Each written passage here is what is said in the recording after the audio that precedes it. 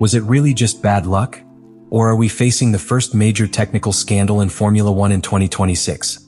Because what the FIA has just revealed about the double retirement of Piastri and Norris in China not only calls into question McLaren's reliability, it puts in check everything we thought we knew about its performance. 2 cars out before the start, the same type of electrical failure, an open investigation with Mercedes, and now new evidence that points to something much deeper than a simple mechanical problem. And the most worrying thing is not what we already know. This is what they have not yet explained. Because if this is not an isolated failure, McLaren could be facing a crisis that completely changes the championship. Is the FIA uncovering a critical weakness, or something the team didn't want to come to light? What happened at the 2026 Chinese Grand Prix was not simply a double retirement. It was the exact moment when all the alarms began to go off inside and outside the paddock. McLaren came into that weekend with the label of favorite, with a car that had been showing solid performance and apparent superiority in aerodynamic and energy management, something that had already been dragging on from previous seasons. But in a matter of hours, that whole scenario collapsed in the most unexpected way possible. Neither Lando Norris nor Oscar Piastri could even start, both affected by electrical failures that apparently were independent, but too similar to ignore. This is where the real problem begins. Because in Formula One, having 2 cars from the same team fail on the same day is already serious. But having them do so under related technical conditions in an era where the electrical system is key to performance is directly a structural warning sign. The FIA, far from reacting with immediate accusations, has followed its usual procedure, collecting data, analyzing telemetry, and understanding the context. And it is precisely that context that turns this case into something much bigger than it seems. There is, at the moment, no official statement accusing McLaren of illegality, but there is an ongoing investigation focused specifically on the car's electrical systems and their interaction with the Mercedes power unit under the new 2026 regulations. This detail is key because the regulatory change has raised the prominence of the electrical component to levels never seen before.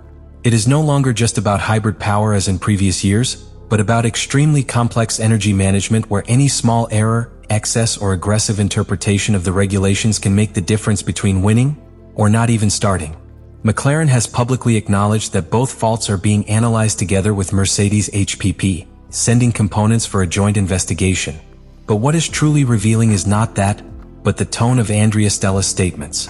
It doesn't just talk about a failure, it talks about a lack of information accumulated since the beginning of the season, a situation that is not completely understood and that has eroded the team's internal confidence. And when a team leader starts talking about loss of confidence so early in the championship, it means that the problem goes far beyond a simple breakdown. Because this episode cannot be analyzed in isolation, there were already previous indications.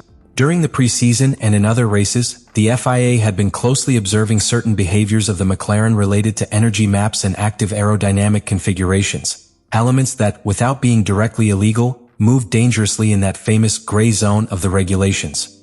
That forced the team to make adjustments, software resets, and even discard key simulation data. And this is where it all starts to connect. If you constantly alter your settings to stay within limits, you can end up creating inconsistencies in extremely sensitive systems, like electrical. Therefore, the new tests handled by the FIA do not only seek to explain why the cars failed in China.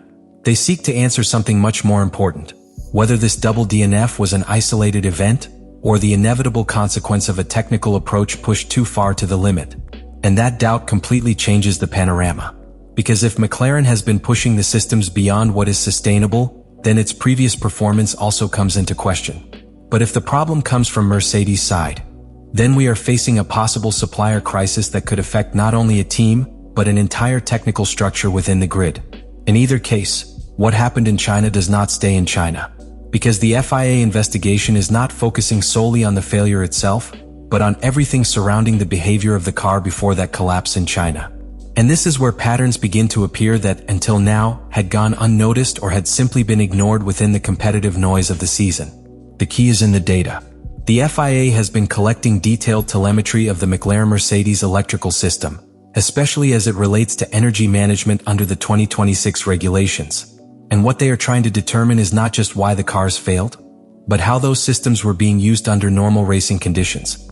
Because there is a very clear suspicion within the paddock. McLaren could have been operating in extremely aggressive configurations regarding electrical deployment and energy recovery, seeking a competitive advantage in an area where the limits of the regulation are not yet fully defined. And here the first big dilemma appears. If the team was pushing those systems beyond what was recommended, albeit without explicitly breaking the rules, then China's failure would not be a coincidence. It would be a logical consequence. But if not, then the focus shifts directly to Mercedes. Because both breakdowns are linked to the environment of the power unit, which opens the door to a possible hardware or software problem at the German supplier. And this is what makes the FIA act with such caution, accumulating evidence before making any judgment, because what is at stake is not just a team, it is the technical credibility of an entire manufacturer. Meanwhile, within McLaren the situation is beginning to get tense. Andrea Stella suggests that the team is not receiving all the information it needs, something that in an environment as interdependent as the current one where chassis and engine must function as a single unit is practically unacceptable. And when he talks about joint investigation, he is actually acknowledging something much deeper. That McLaren is not in complete control of what is happening in its own car. This generates a silent fracture. Because if the problem is with Mercedes, McLaren is completely dependent on the supplier to solve it. But if the problem is your own, then we are facing a misconception that could compromise the entire season. And this is where the most dangerous factor of all comes into play: uncertainty. Because in Formula 1 you can manage a slow car, you can improve an unstable car. But what you can't manage is a car that you don't understand. And that is exactly what this case begins to hint at. In addition, there is a detail that is not being commented on enough, but that is absolutely key. The double failure occurs just after a period where McLaren had to adjust settings due to pressure from the FIA on its active energy and aero maps. This raises a disturbing possibility that the changes made to stay within the regulations have destabilized the system. If that is true, then McLaren would not only be losing performance, it would be caught between two equally negative scenarios. Either it returns to more aggressive settings with the risk of sanction, or it remains within the limits and suffers failures or loss of competitiveness. And at that point, the championship begins to slip away. Because as Stella has already recognized, every point in 2026 counts more than ever. And what happened in China is not just a zero on the scoreboard, it is a direct blow to the confidence, development, and stability of the team at a critical moment of the season. So the question is no longer whether McLaren can recover. The question is whether they really understand the problem at hand. Because while the FIA continues to accumulate data and McLaren tries to understand what really happened, the championship does not stop. And that is the biggest problem. Every race that passes without a clear answer is not only a lost opportunity, it is a cumulative disadvantage against rivals who do have stability, who do understand their car, and who can evolve it with clear direction. On the other hand, McLaren right now is in a completely opposite position. It cannot evolve with confidence because it does not know exactly where the limit of the problem is. And this, in Formula 1, is devastating. Because the development of a car is not just a matter of new parts. It is a chain of decisions based on reliable data. But if that data has been compromised either by software resets, by changes forced by the FIA, or by inconsistencies in the electrical system, then the entire evolutionary path of the car is in doubt. And here the domino effect appears. First you lose performance, then you lose correlation, then you lose technical direction, and finally, you lose the championship. Because while McLaren tries to resolve whether the problem is in its design, in the integration with Mercedes, or in the limits it has been exploring, the rest of the teams continue to score points. And in a season as tight as 2026, where the differences are minimal, a double DNF like the one in China is not just a blow, it is a wound that may never heal. But there is something even more worrying. And this situation not only affects the present, it conditions the team's immediate future. Because if the FIA's final conclusion points to McLaren having been operating too close to the limit but not crossing it, then the team will be forced to completely rethink its technical philosophy. And that means losing precisely what made them competitive. But if the problem lies with Mercedes, then McLaren is trapped in total dependence on a supplier that may not have an immediate solution. In both scenarios, the result is the same: uncertainty. And in modern Formula 1, uncertainty is the worst possible enemy. That's why Stella's words are not coincidental. When he talks about points that could be decisive at the end of the year, he is not exaggerating. He is anticipating what could become the turning point of the entire season. Because many times, championships are not lost due to lack of speed. They get lost in moments like this. Moments where everything goes out of control, where responses do not arrive in time, and where a technical problem becomes a structural crisis. And China could be exactly that for McLaren.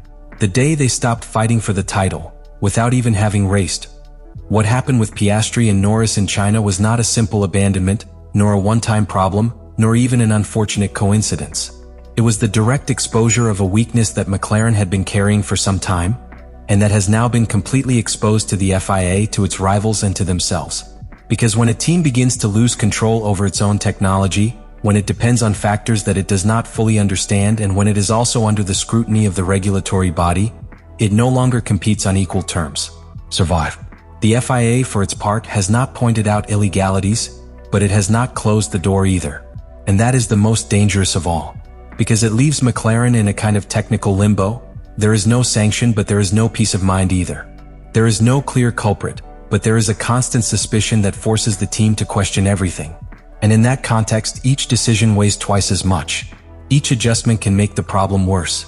Every run can widen the wound. Each point lost can be irreparable.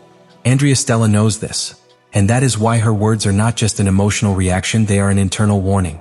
The team has lost confidence not only in the system, but in the information it receives, in the correlation of its data, and in the direction it should take from now on. And without trust, there is no possible development. So we come to the key point of this entire analysis. McLaren is no longer fighting alone against Red Bull, Ferrari, or Mercedes.